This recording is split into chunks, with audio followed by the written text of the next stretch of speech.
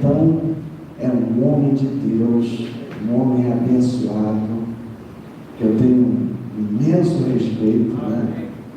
A igreja dele lá, em Camorim, na Camorim lá, ali é Curicica, né? Mas bairro é igual aqui, né? Aqui é Todos os Santos, é Caxambi, não sei, né? Dobra aqui à esquerda é Caxambi, aqui é Todos os Santos, aí não sei como é que fica, né? Mas a igreja dele, um brinco, a igreja pertence até com os irmãos aqui, né?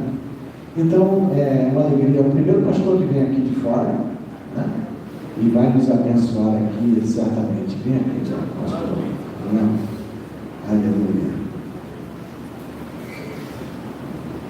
Fica à vontade, meu irmão. 2 horas é cedo.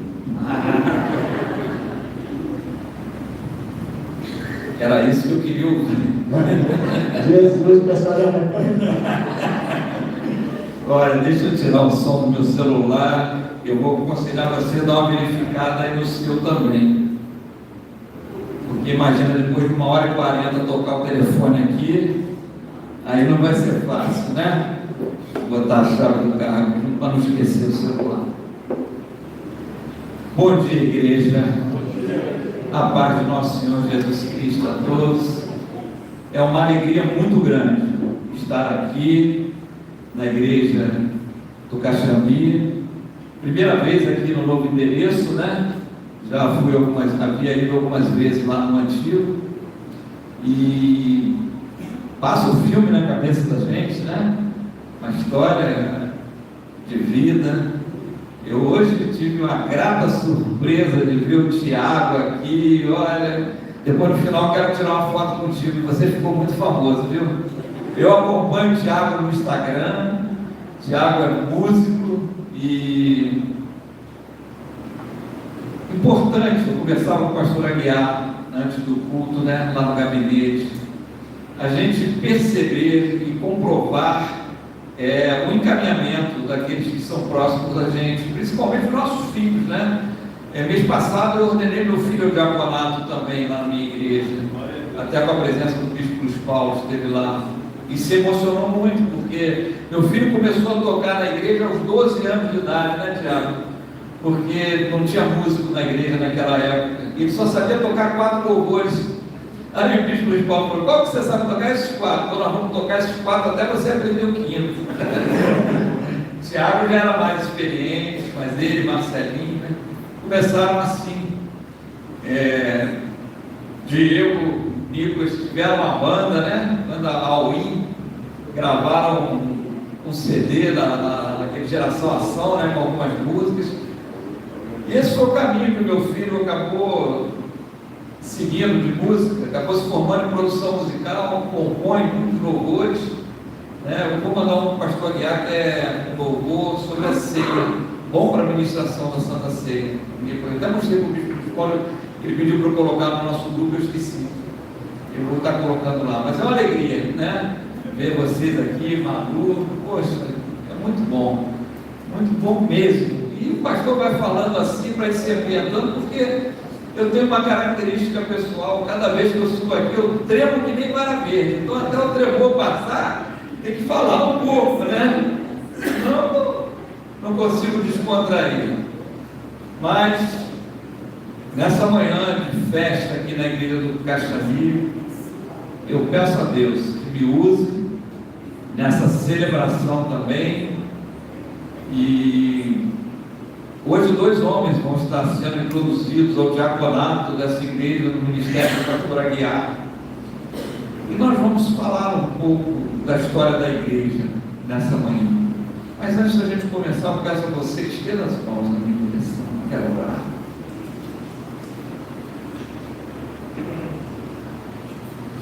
Pai amado, Pai querido, bendito Senhor de nossas vidas,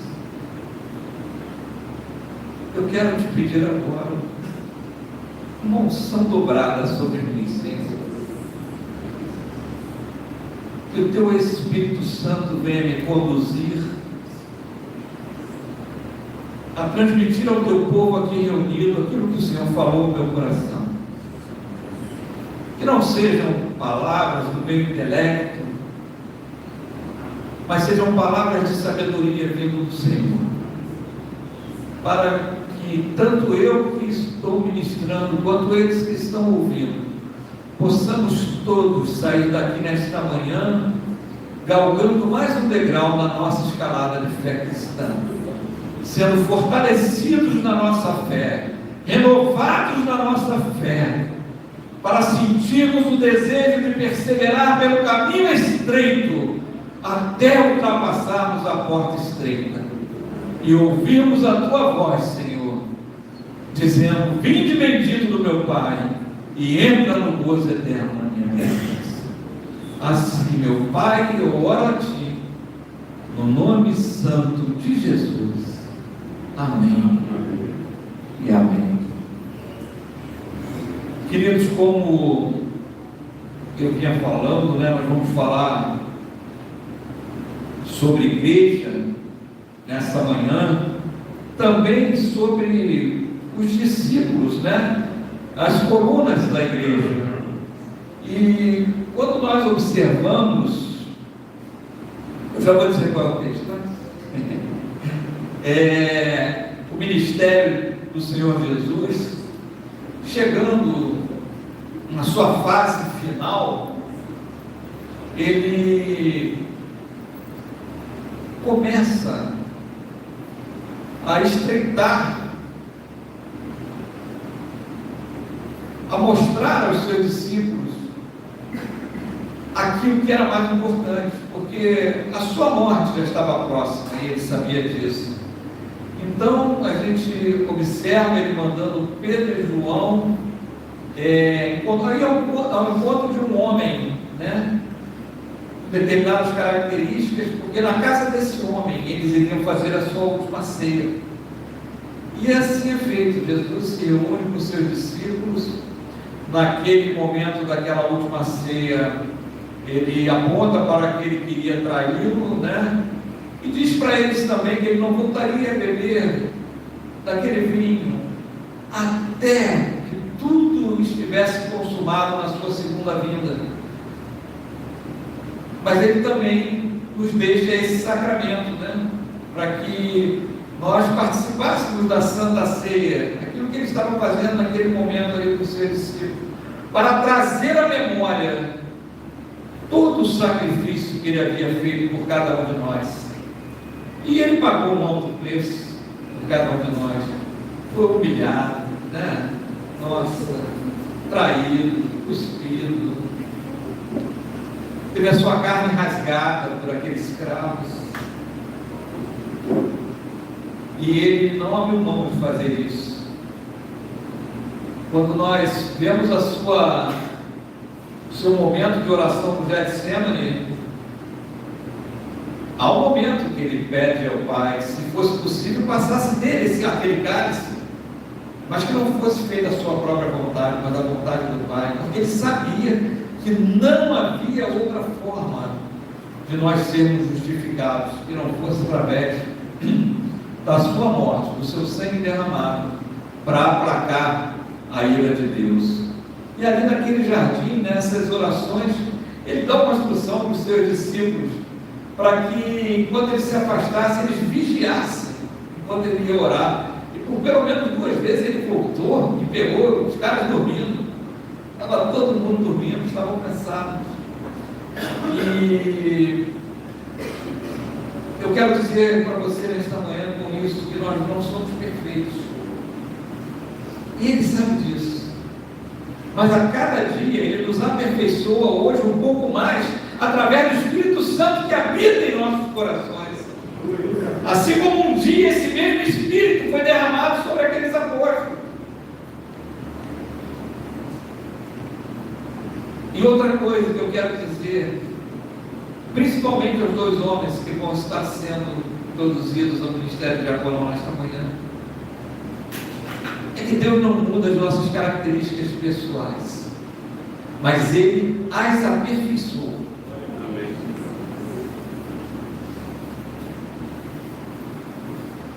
Houve um momento em que Jesus diz aos seus discípulos que o cerco iria apertar, as coisas iriam e que eles não iriam nem aguentar aquilo que estava prestes a acontecer. E Pedro, sempre Pedro, né, se achando melhor que todo mundo, fala para ele: não, eu não, Senhor, eu vou contigo até o fim. Se eu tiver que morrer contigo, eu vou morrer. Não aguentou nem ficar acordado. E Jesus falou para Pedro: tolinho, Pedro, antes do galo cantar, tu vai me negar 3 vezes. E olha só, né? Alguns historiadores dizem que o galo aí citado na Bíblia não era nem um animal, porque naquela região ali da Palestina não se criava galos, né? Mas que era uma corneta romana que se tocava em determinados horários. E acaba acontecendo isso. Quando aquela multidão chega para prender Jesus, Pedro, achando que era o tal, corta a orelha do soldado, Marco, né? E Jesus faz o primeiro transplante lá, que ele bota a orelha no lugar novamente e manda ele guardar a espada. Impetuoso Pedro, né? Só a característica de Pedro era essa impetuosidade que ele tinha. Mas quando Jesus é preso, ele, para não ser preso também, nega a primeira vez, nega a segunda vez, e quando ele nega a terceira vez, o galo canta. E Lucas registra no seu evangelho que nesse momento Jesus tinha sido levado à casa dos sacerdotes e Pedro estava ao redor, com uma multidão que estava do lado de fora. E Jesus volta a olhar para Pedro. Lucas cita, ele é o que cita no evangelho, e os olhares se cruzam. E ele diz que nesse momento Pedro chorou amargamente. Eu creio que esse foi o momento da conversão de Pedro. Ali, todos nós temos 2 partes de uma história em nossas vidas. A primeira parte da história é até conhecer Jesus Cristo, até termos um encontro com Ele, real e definitivo. E a segunda parte da história é após esse encontro. E o encontro de Pedro foi esse, marcado por esse olhar de Jesus Cristo. A partir dali, a história de Pedro vai mudar. Veja, Jesus é morto, ele ressuscita, aparece durante 40 dias, depois de ressurreto, a várias pessoas, mulheres, os seus discípulos, né? Aqueles outros discípulos a caminho de Emaús, aqueles 2, ele se revela no partir do pão, já na casa deles.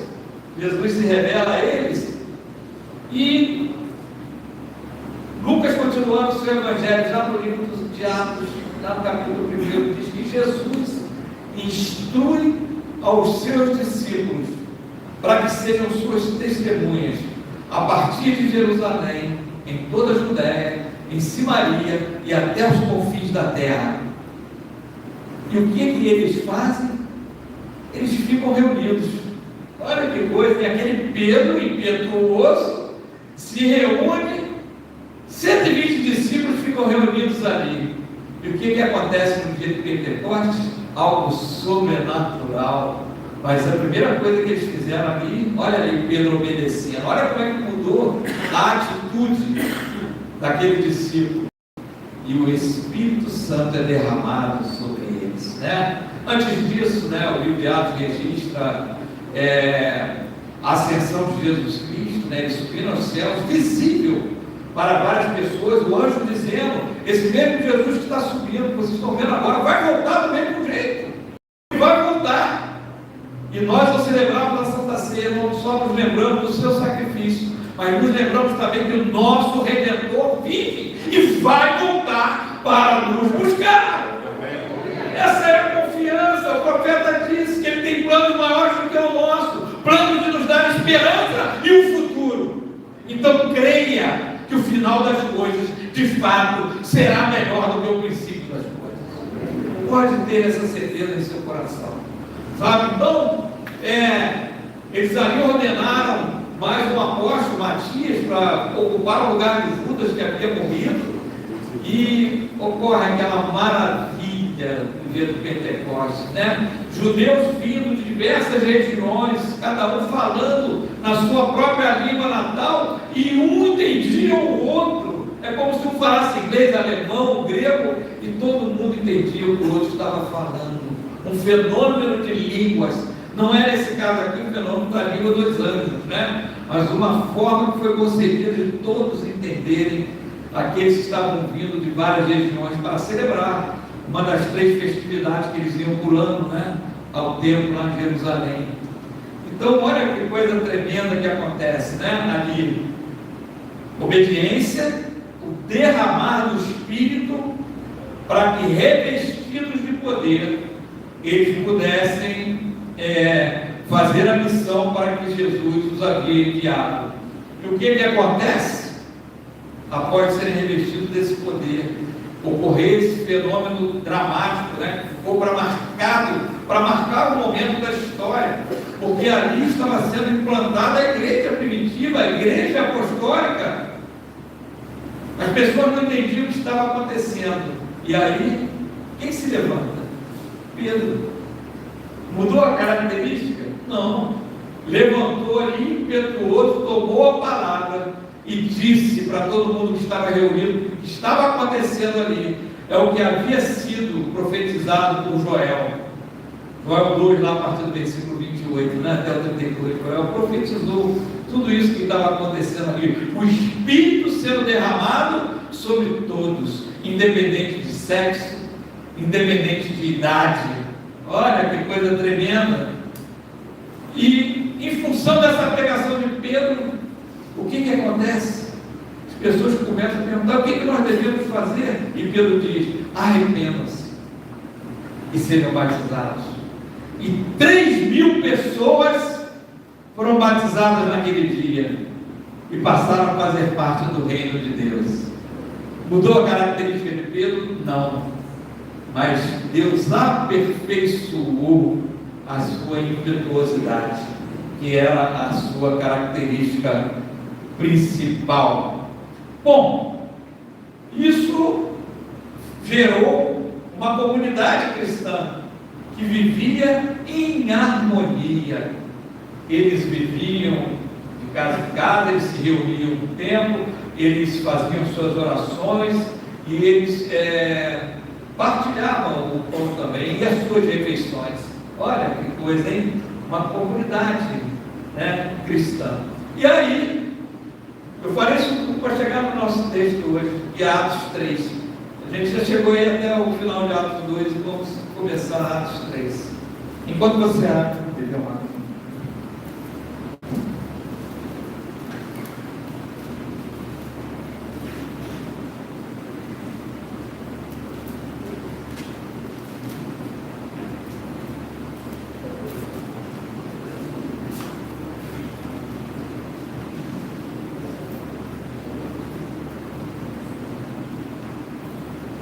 de 1 a 10.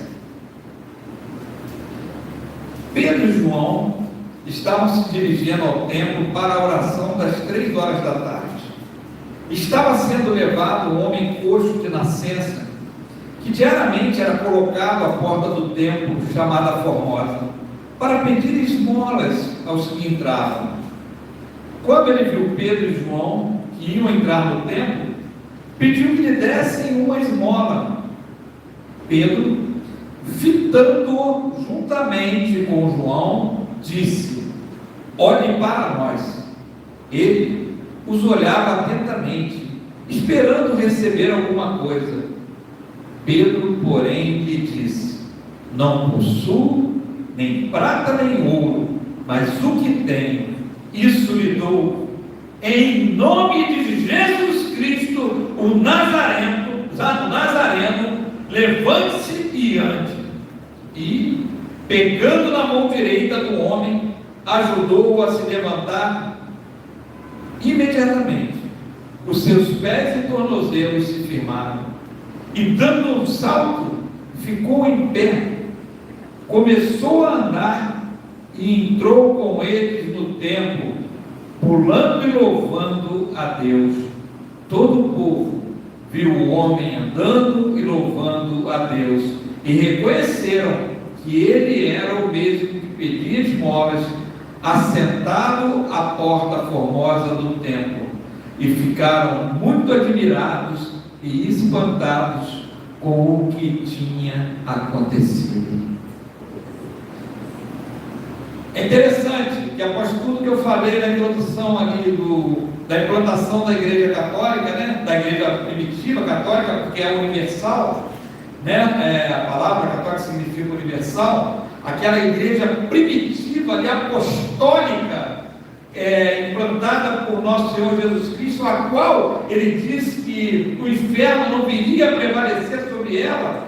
A igreja pode ser abalada de tempos em tempos, pode sofrer abalos, podemos ficar, Paulo diz que muitas vezes nós ficamos até perplexos, mas nós não seremos jamais derrotados, porque como nós cantamos aqui, né, quem vai à frente é Cristo, né? Nós cantamos até um louvor que diz que o nosso general é Cristo, e ele vai à frente da nossa batalha, é ele que está à frente, e ninguém pode deter o braço forte do Senhor. Então as forças demoníacas, as forças do mal, jamais irão prevalecer contra a igreja de Deus. Amém. Contra a igreja de Cristo. E após Lucas ter registrado aquela vida de comunhão, né, daquela igreja apostólica implantada, ele agora faz uma transição dessa vida exemplar que aqueles irmãos estavam levando, para apresentar o exemplo de Pedro e João, colunas da igreja naquele momento. E a gente vê que a igreja orava porque os seus líderes eram homens de oração. Pedro e João estavam se dirigindo ao templo para fazer a oração das 3 horas da tarde. A igreja experimentava as maravilhas divinas, porque os apóstolos conheciam o poder do nome de Jesus. Pedro disse para aquele paralítico que estava ali: em nome de Jesus, levante e ande. Isso é conhecer o nome de Deus. A igreja, naquele momento, abalou o mundo romano conhecido, né? Porque o Evangelho foi se espalhando exatamente dessa maneira, como Jesus ordenou para eles, né? Primeiro ali em Jerusalém, a gente vai ver em Atos que do capítulo 1 até o capítulo 5, os apóstolos só pregam em Jerusalém, tudo acontece em Jerusalém. No capítulo 6, ali o 8, já vai para Samaria, né? Já pegando depois toda a Judéia. E depois, até o capítulo 12, a gente vê o protagonista do livro de Atos é Pedro. E no capítulo 13 é Paulo, que já, né, toma o protagonismo ali diante. Vemos a obra missionária de Paulo indo para as igrejas da Ásia Menor, até a Grécia, e indo chegando a Roma. Então todo mundo romano recebeu a palavra de Deus. Olha que coisa tremenda, né? E, então a igreja, para abalar o mundo naquela época, ela antes foi cheia do Espírito Santo.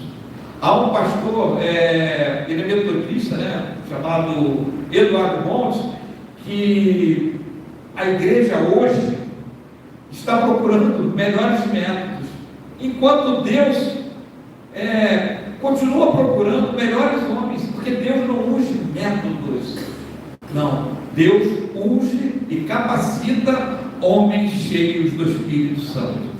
Amém? Amém. E esse capítulo, 3, que nós vemos aqui do versículo 1 a 10, o capítulo 3 trata de 2 temas, né? Na primeira sessão que nós vamos examinar esta manhã, nós vamos ver um grande milagre acontecer. E aí, uma outra vez que eu voltar aqui, eu prego depois do 11 ao 26, que a gente vai ver uma poderosa pregação de Pedro novamente, tá? Mas vamos examinar aí o que nós lemos nos versículos 1 a 10. Primeira coisa que a gente pode observar é que os apóstolos não jogaram fora a tradição de orar em 3 turnos por dia no templo. E a gente vê hoje muitas igrejas jogando coisas que são tradicionais fora. Sabe, não há nada de errado nós mantermos algumas tradições que sejam sadias para o bom andamento da igreja. Como também não há nada de errado de nós nos adaptarmos de coisas que podemos utilizar para facilitar a divulgação do Evangelho do Reino de Deus. Nós temos internet, podemos usar. Na verdade, nós podemos gravar áudios e divulgar vídeos, áudios pelo WhatsApp. Podemos usar, sim. Nós podemos nos beneficiar daquilo que amplia o alcance do Evangelho pregado com fidelidade às Escrituras Sagradas. Aí sim. Amém? Amém. A igreja não foi criada para dar show, para dar espetáculo e ter espectadores. Não. A igreja foi chamada para ser fiel às Escrituras Sagradas e formar discípulos de Cristo. Então, embora eles estivessem se dedicando a uma nova fé, nós estamos saindo de uma transição do judaísmo para se tornarem cristãos. Ainda eram chamados aqueles que seguiam a Cristo no caminho, né? Lá em Antioquia, que vão ser chamados pela primeira vez de cristãos. Eles estavam se dedicando a uma nova fé, mas não desprezaram aquilo que era bom na tradição. Eles sabiam que a nova fé e a velha disciplina podiam e deviam andar juntas naquele momento. Então Pedro e João eram homens de oração, eram vistos com frequência fazendo oração, e ao longo das Escrituras isso acontece. Eles eram sócios no negócio de pesca. Até quando Jesus chama os seus primeiros discípulos, ele tem um encontro primeiro com Simão e seu irmão André, mas logo em seguida ele encontra também os outros discípulos, que eram Tiago e João, né? Que eram sócios de pesca naquele momento, né? Pedro e João, como eu falei aqui no início, eles preparam a última Páscoa dos judeus para Jesus, naquela mesa. Eles correram para o sepulcro na manhã do primeiro domingo de Páscoa, e eles vão ser os primeiros que vão ministrar aos samaritanos, saindo de Jerusalém. Está lá em Atos 8,14, vocês podem anotar aí depois. Eles vão ministrar aos samaritanos, e samaritanos ali se converteram e creram em Jesus Cristo, né? Então nós podemos destacar muitas coisas importantes através desse texto que vimos e através da vida desses dois apóstolos. Em primeiro lugar, eu queria destacar que nós podemos observar que a oração era prioridade na vida deles, né? O versículo 1 diz isso. Pedro e João estavam se dirigindo ao templo para a oração das 3 horas da tarde. Veja, lá em Atos 14 diz que eles oraram para receber a promessa do Pai. Mais adiante, lá em Atos 4,31, vocês podem ver depois, diante da ameaça que eles recebem do Sinédrio, eles vão orar e pedir mais intrepidez para pregar a palavra, e não para ficar escondido. E através dessa ousadia e da intrepidez desses apóstolos, é que o mundo daquela época foi abalado. Hoje a gente vê ao contrário, as coisas acontecendo, né? Ao invés dos discípulos abalarem esse mundo aí fora, o mundo anda abalando a igreja. O mundo anda entrando naquelas chamadas ditas igrejas, né? Então, os apóstolos tomaram uma importantíssima decisão. Eles foram orar. E nós? Quantos de nós temos nos consagrado à oração? Quantos de nós temos nos consagrado ao ministério da palavra? Né? Pastor Aguiar está aqui domingo, quase domingo, meio de semana que é quarta ou quinta? Quarta-feira, o meu também é quarta-feira. Mas eu estou tentando ainda fazer que nem o pastor Aguiar na quarta-feira, que é meio de semana. Acabar 8h30, mas eu estou chegando até umas 10 para as 9. Eu estou tentando, porque eu acho também que deve acabar um pouco mais cedo, porque quinta-feira é um dia que começa cedo para todos, né? Mas há homens, e ele está aqui formando esse ministério para que possa auxiliá-lo, né? A gente vê Jetro instruindo lá no Antigo Testamento a Moisés: opa, você não pode tocar essa obra sozinho. Não, a obra de Deus para ser feita com excelência. E eu sei que a obra de Deus aqui na igreja de Nova Vida do Caxambi é feita com excelência há muitos anos. Precisa da participação de pessoas ao lado, sendo braços fortes do pastor. Precisa de líderes de ministérios na igreja da criança, sabe? Nas escolas de discipulados e seminários básicos. Precisa de braços para auxiliá-lo. E precisam de pessoas para estar dirigindo orações. Olha, reuniões de oração são tão importantes. As irmãs, eu sempre falava isso, nós temos um ministério de intercessão conduzido pelas irmãs da igreja da Taquara. Eu não sei se ainda tem até hoje. E como é importante.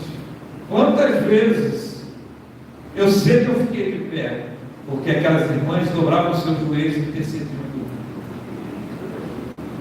Então, ministério de oração é fundamental em uma igreja. Uma igreja que ora é a igreja que abre as portas para que aconteça a intervenção milagrosa de Deus. Nós vamos ver que se a sessão do texto começou com esses dois homens indo para o templo para orar, mas cheios do poder do Espírito, o milagre aconteceu. E é dessa forma que o milagre acontece nos dias de hoje também. Você quer ver o milagre acontecer aqui na igreja de Nova Vida do Caxambi? Então dobra o seu joelho e ora, e Deus vai intervir fazendo milagre. Uma vez perguntaram ao príncipe dos pregadores, né, Charles Spurgeon, qual era o segredo do sucesso do seu ministério. Sabe o que ele respondeu? Eu trabalho de joelhos. Meu lugar santo de oração vale mais que toda a minha biblioteca. Joelho dobrado. Ao longo de toda a história, os que triunfaram nas batalhas e viram as grandiosas manifestações de Deus foram aqueles que oraram. Foi assim com o rei Josafá, foi assim com o rei Ezequias, foi assim com Elias, foi assim com Eliseu, foi assim com Neemias, foi assim com o Senhor Jesus, foi assim com os apóstolos, e vai ser assim também com a igreja de Nova Vida do Caxambi. Quando essa igreja orar unida, o milagre vai acontecer, porque Deus vai intervir. Uma igreja ora, cresce e se fortalece quando os seus líderes são homens de oração. Amém. Segundo lugar, nós vamos ver que Lucas prossegue o relato, mostrando que eles levam uma vida baseada pelo exemplo. A partir do verso 2, estava sendo levado um homem coxo de nascença, que diariamente era colocado à porta do templo, chamada Formosa, para pedir esmolas aos que entravam. Ele, com aquele defeito, não podia entrar no templo. Olha, ele tinha que ficar à porta do templo, né? Quando ele viu Pedro e João que iam entrar no templo, pediu que lhe dessem uma esmola. Pedro, fitando juntamente com João, disse: olhem para nós. Ele os olhava atentamente, esperando receber alguma coisa. Olha que coisa interessante nesses versículos.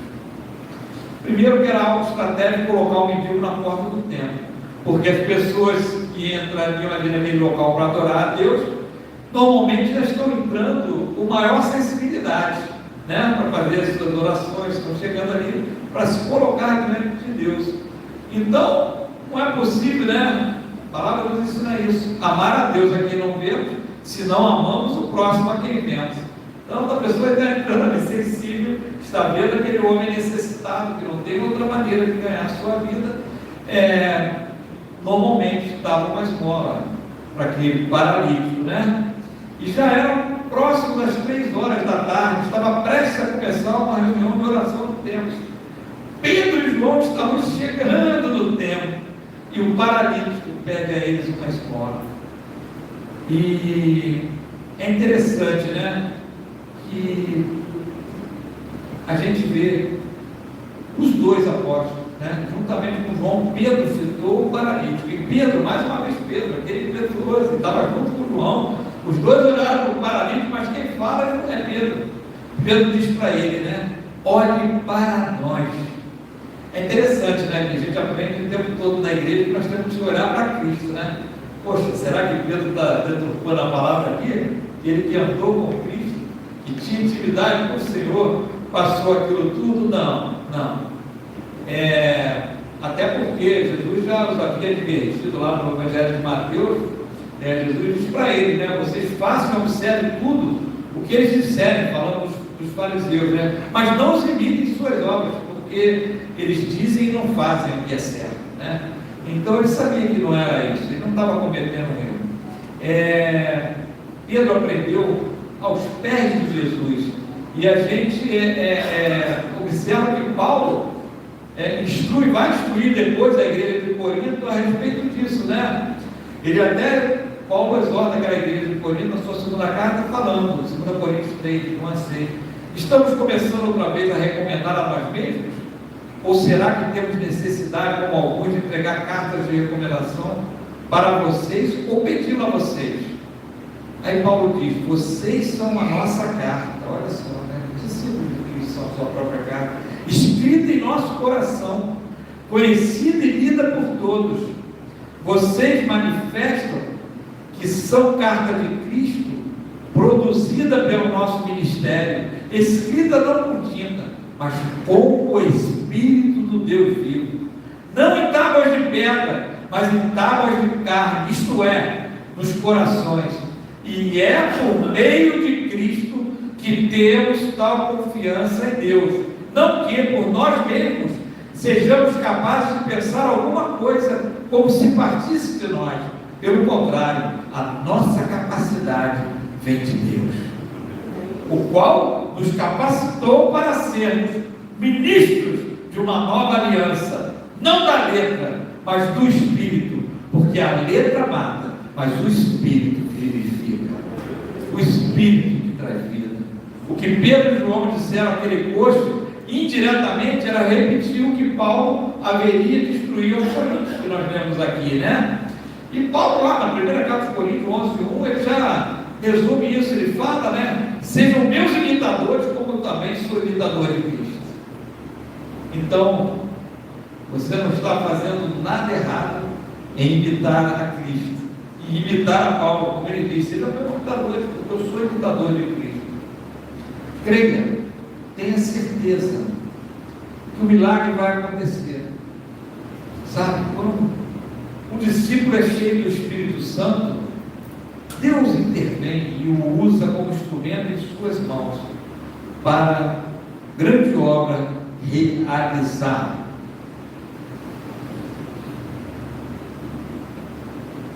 O que Pedro e João certamente estava reforçando ali para aquele homem, e ele já sabia disso provavelmente, porque ele já deveria ter ouvido falar a respeito desses que andaram com Cristo, é que eles eram testemunhas fiéis do que Cristo havia ensinado e ordenado.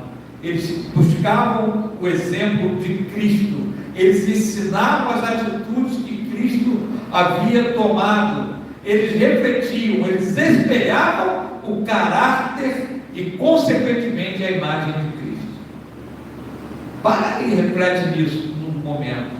Quantos de nós podemos, nos dias de hoje, fazer o que Pedro e João fizeram ali? Virar para uma pessoa e mandar olhar para você, sabe? Dizer, olhe para mim, porque eu reflito a imagem de Cristo. É uma responsabilidade grande.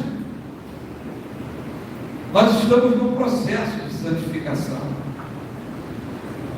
Não se engane com isso. É necessário, a busca é contínua. Ela precisa acontecer dia após dia, sabe? Lá na igreja do Capolim, nós, a cada culto, buscamos a presença do Espírito Santo, porque o próprio livro de Atos mostra isso, e o avivamento da igreja é cíclico. Você precisa continuar, você já está selado com o Espírito Santo da promessa, ele já habita no seu coração, mas você precisa transbordar dessa presença, e isso você tem que procurar a cada dia. Houve o derramar e a igreja foi avivada no dia de Pentecostes, mas lá na frente nós vamos ver novamente.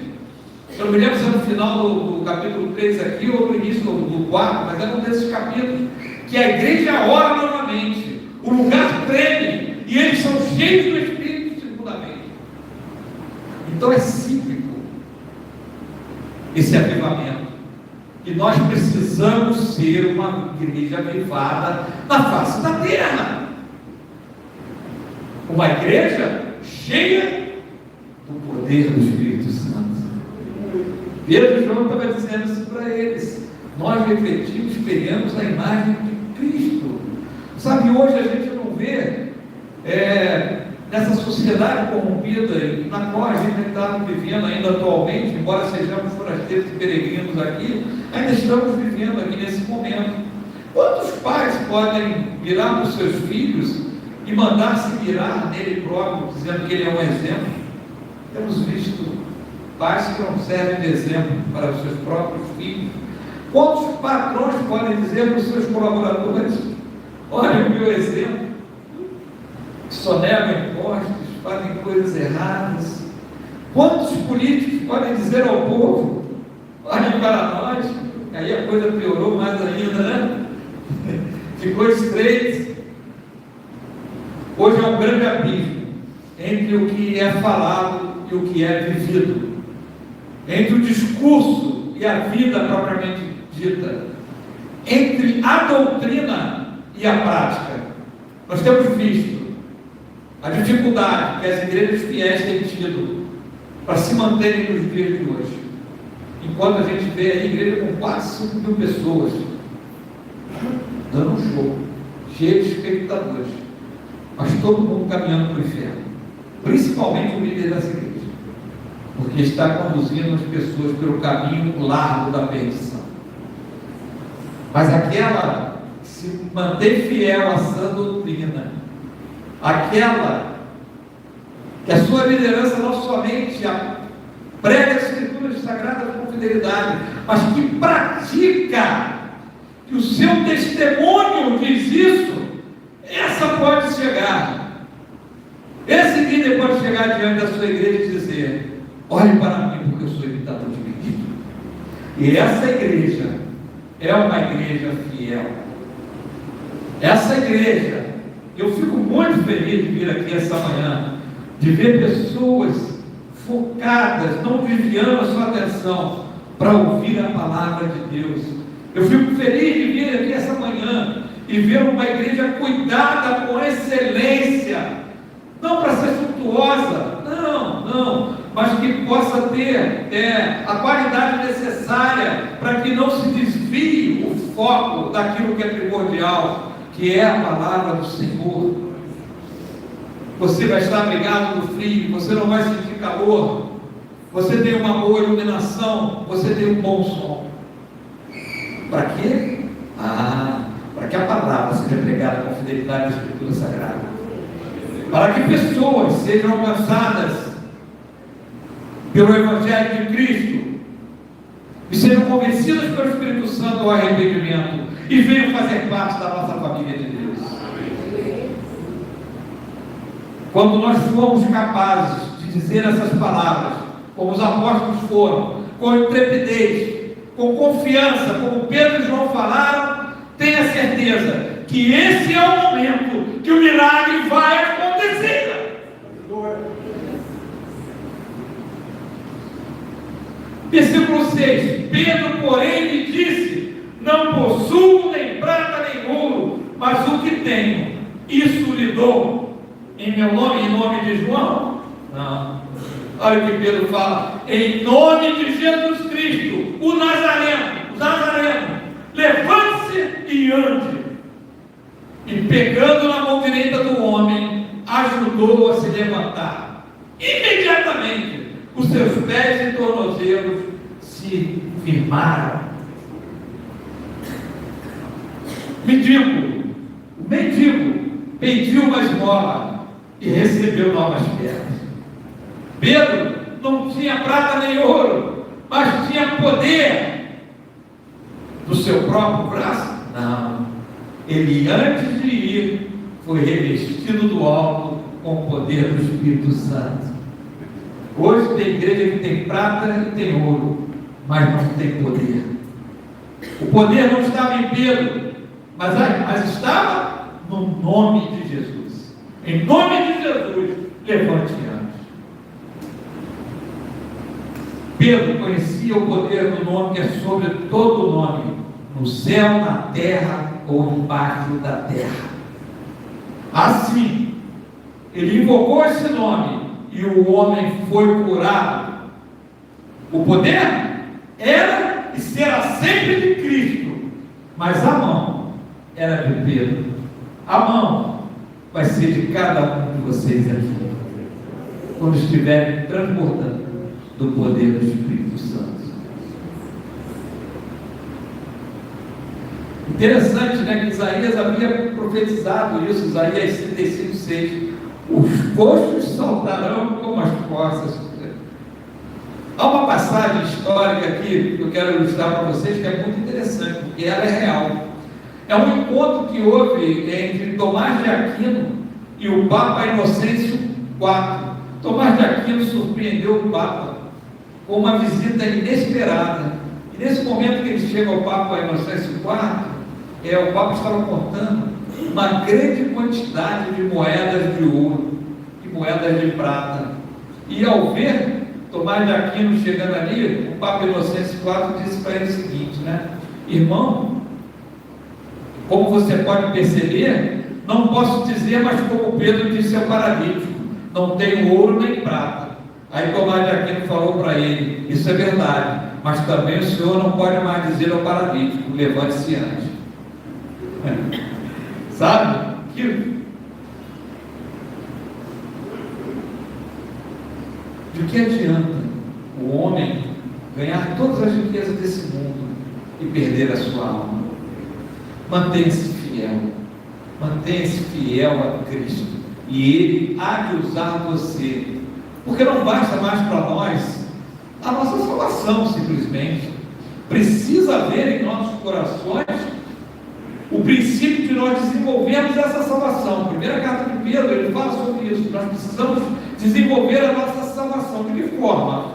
Observando que a cada dia está sendo acrescentada uma virtude a mais à nossa fé, né? As coisas vão crescendo em nossas vidas, e uma dessas coisas que precisa crescer em nossos corações é o desejo de pregar o Evangelho a toda criatura, sabe? Porque foi para isso que Cristo nos comissionou. Essa passagem de Atos relata algo interessante também. É a primeira vez que Jesus é invocado dessa forma peculiar, como Pedro falou ali, em nome de Jesus, levante-se antes. É a primeira vez que isso é dito aqui. Agora, na sequência do livro de Atos, tudo vai girar em torno desse nome. Jesus prometeu à igreja poder que viria por intermédio do derramamento do Espírito. Esse Espírito foi derramado. Agora, hoje, nós temos visto muita igreja falando de poder, mas está sem ele, porque estão mais preocupadas com as coisas materiais aqui dessa terra. Algumas têm até ouro e prata, mas não têm poder. Prega aos ouvidos, mas não prega aos olhos. Fala, mas não vive o que fala. Lembra dos fariseus? É a mesma coisa. Então nós precisamos lembrar que o Evangelho não consiste apenas em palavras, mas sobretudo em poder. E acontece que esse poder deve ser usado em benefício do próximo e não para a autopromoção.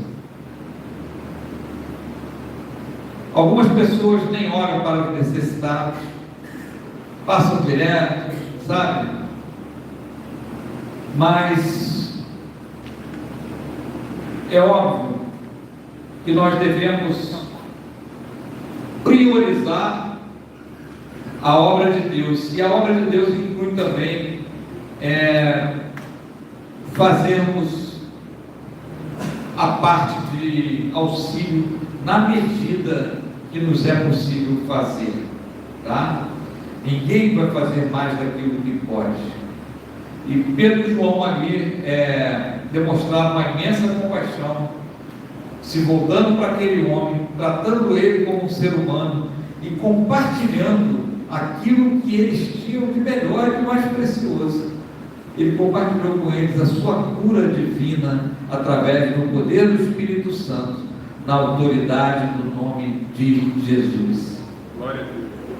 Então, versículo 7, é quando nós temos consciência disso, buscamos constantemente transbordarmos do Espírito Santo, que o milagre vai acontecer. E pegando na mão direita do homem, Pedro pegou a mão dele, ajudou-o a se levantar. Imediatamente seus pés e tornozelos se firmaram, e dando saltos ficou em pé, começou a andar, entrou com eles no templo, pulando e louvando a Deus. Todo o povo viu o homem andando e louvando a Deus, e reconheceram que ele era o mesmo que pedia esmolas, assentado à porta formosa do templo, e ficaram muito admirados e espantados com o que lhe tinha acontecido. A cura desse homem coxo foi um fato público. Muitas pessoas viram, não teve contestação. Ele nasceu coxo, o texto diz que era coxo de nascença, tinha mais de 40 anos e já pedia esmolas. Todos os dias era colocado na porta do templo, era conhecido por todos ali, e a sua cura foi um testemunho indiscutível do poder de Jesus. A fé de Pedro e João moveu a mão de Deus. Assim, Pedro foi usado por Deus como o instrumento do milagre, para, em nome de Jesus, levantar o paralítico. Pedro tomou pela mão, levantou, aprovou e depois o conduziu cheio de alegria ao templo, à casa de Deus. E isso provocou, diz o texto, uma grande admiração nas pessoas que estavam lá. Então, meu irmão, ora, dobra o seu joelho, busca a presença do Espírito Santo, se reveste do poder do alto, transborda dessa presença maravilhosa, porque no momento oportuno, você nem sabe quando Deus vai criar a oportunidade de você ser usado como instrumento nas mãos dele. Mas quando ele criar essa oportunidade, haja com intrepidez, haja com ousadia, e diga para a pessoa: olha, seja curada em nome de Jesus, recebe a vitória em nome de Jesus, com ousadia, com intrepidez, com certeza de fé. Eu já estou concluindo, agora o pastor só tem 15 minutos para falar depois que a gente está concluindo, tá? Senão pode ser processado. Pedro e João estavam indo orar. A oração é o que nos aproxima de Deus. A igreja que não ora não tem poder algum. A igreja que ora pouco tem pouco poder. A igreja que ora muito tem muito poder. Então faça parte de uma igreja que tem o hábito de orar ao Senhor. E olha, eles mesmo indo às 3 horas para orar no templo, eles priorizavam, eles deram uma parada ali, eles fizeram um pit stop para ajudar alguém necessitado. Se nós não exercermos misericórdia, tivermos compaixão com o nosso próximo, de nada adiantará termos esse poder. Terceiro ponto que eu anotei aqui para a gente fechar: devemos colocar a nossa fé em ação, tendo a consciência de que todo poder e autoridade procede de Jesus Cristo e não de você. Então, quando tudo isso se combina, o milagre acontece. Esse foi o primeiro milagre apostólico depois do Pentecostes. Ele abriu as portas para o testemunho do Evangelho. Na primeira pregação a gente viu que 3.000 pessoas foram convertidas. Na segunda pregação de Pedro, aqui agora depois do versículo 11 ao 26, mais 2.000 pessoas são acrescentadas. Esse número chega a 5.000. Mais adiante você vai ver Lucas abandonando os números, e ele vai dizer que estava diante de uma multidão de crentes. E lá no capítulo 5 ele já vai dizer que o número continuava a crescer dessa multidão. Já não se podia mais contar. Quando a palavra de Deus é pregada com fidelidade, você ora para ser revestido de poder, Deus dá o crescimento à sua igreja. Amém. É Ele que acrescenta discípulos dia após dia. Que Deus jamais mande espectadores para a igreja de Nova Vida do Caxambi, mas que Ele encha esse local de discípulos de Cristo.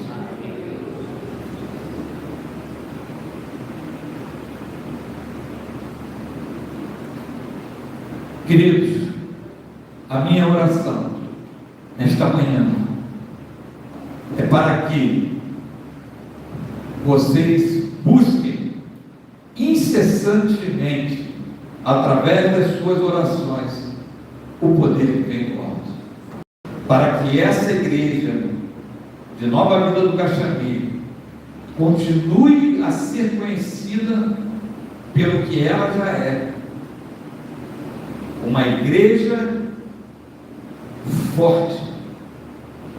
Porque o pastor Aguiar é forte? Não, porque o poder de Deus está sobre ele.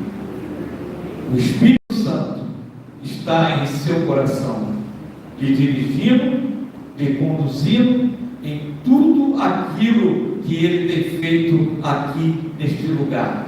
Que vocês sejam revestidos desse mesmo Espírito, para serem braços fortes ao lado do seu pastor. Amém? Amém. Deus nos abençoe, pastor Aguiar.